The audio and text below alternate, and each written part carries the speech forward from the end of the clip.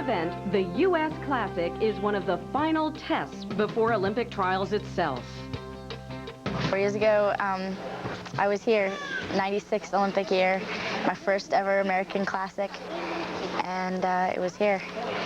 Scariest thing ever, because I remember every detail of this arena, every little tiny detail. Your first ever Classic, I mean, that's like going to the show when you're that young and it's your first time out as an elite. It's the biggest experience, most scariest thing ever, and I just remember every detail because I was petrified.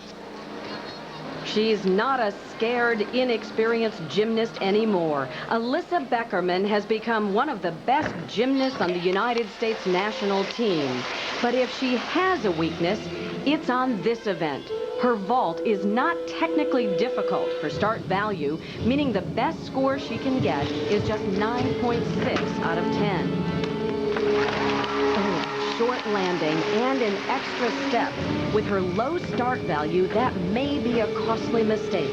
Her coach, Mary Lee Tracy. Alyssa struggles on vault. You know, Alyssa, that's her hardest event. It's just very, very hard for her.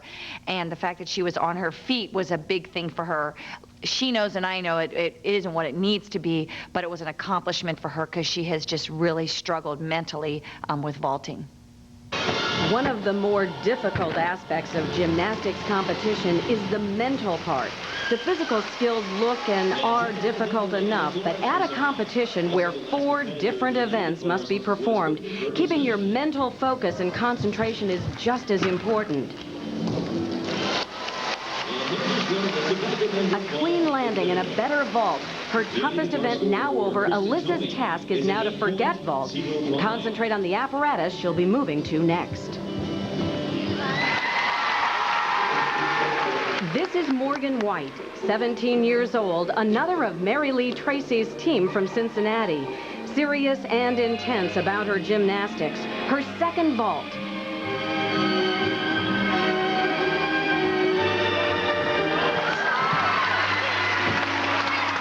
Morgan has had great success this past year, and her achievements and success have raised expectations both her own and those others have for her. She's a legitimate threat to win this event. Jaycie Phelps won Olympic gold in Atlanta as part of the winning USA team. But after those Olympics, serious knee injuries had her seriously thinking of retiring. But Jaycie is back competing once again despite 4 years off and following 3 separate surgeries. The one in 97 was a pretty complicated surgery. It was a meniscus transplant, something that was a really new procedure. You know, doctors said that most likely I wouldn't be able to get back to this level of competition again, but they weren't sure.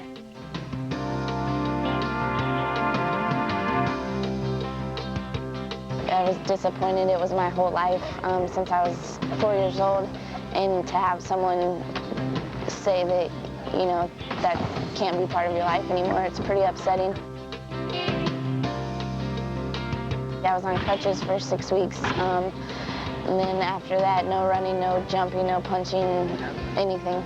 The original plan when I started training in January was that I would get bars and beam down, and then the next step would be to get vault down, and then after that I would try tumbling and see how that was. And I've actually been able to train all 4 events for about a month or 2 now, so I'm way ahead of schedule than what we thought I'd be able to do. It's good to be back. It's fun. On the bars now, Jaycie Phelps. Amanda, your teammate and soulmate in many ways. This has to be kind of emotional for you as well. It's definitely different watching her and not competing myself. I had the chance to stay with her last night, and it felt so weird to have one of us competing and not the other. She feels confidence. Very nice. He's always been strong with clean technique on the bars. Ooh, nice spot check. Only to dismount left. She's have to say that made me a little bit nervous. What a moment for Jaycie Phelps. Her first event in competition in 4 years and a clean performance on the uneven bars. How does she feel? Who knows better than her mom, Cheryl? Well, it's hard to tell with Jaycie, but I would say the thoughts going through her mind are that I did it, I'm here. I've been told I could never compete again, but I'm doing it. And I think that's what it's all about today, is just that she's here again competing, and she didn't ever think she'd be able to do that again. So that's a big accomplishment for her, yeah. When you think about the pounding on knees and ankles that all gymnasts take, think about the courage of Jaycie Phelps, an athlete with nothing left to prove, back training and competing, and successfully landing on knees that have already gone through so much, all to be part of another Olympic team. The Olympics are very much on the mind of this man, Bela Karolyi, coach of gymnastics legends Nadia Comaneci and Mary Lou Retton, and the head of the Women's Olympic Selection Committee. Bela will be watching this woman, Amy Chow, another Olympic teammate of Jaycie Phelps and Amanda Borden. Chow competes when we come back. But next, Bela Karolyi speaks about the battle between the Olympic veterans and the sport's rising stars. A disappointing 6th place at the World Championships in 1999, gymnastics guru Bela Karolyi was brought out of retirement to help the women's program. And some Olympic veterans then came out of retirement to battle the new rising stars of the sport. Of course, the older generation now is facing the challenge of the younger generation. I would say here it is the well-balanced sturdiness against the fiery young ones, the ones who are coming behind it. They're claiming a piece under the sun, a place, a very good place under the sun. And I believe the old-timers are looking over their shoulder and they feel the heat. The older generation with the maturity, the experience, and the younger generation, the hunger, the fire. I want to have that opportunity. I want to grab this ultimate opportunity to be an Olympian. And that's going to create this type of environment, which is very, very interesting to watch. But again, there's nobody secure at this point. The field is wide open, and the final outcome also will be exclusively determined by the individual performances.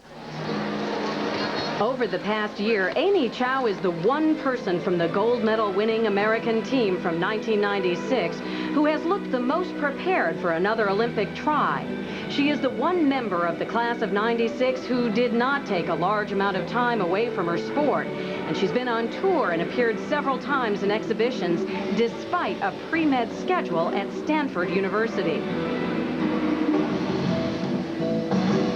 I always felt like after the '96 Olympics, Amy should continue, and I always encouraged her. So she never really stopped competing, but she's back and on the road.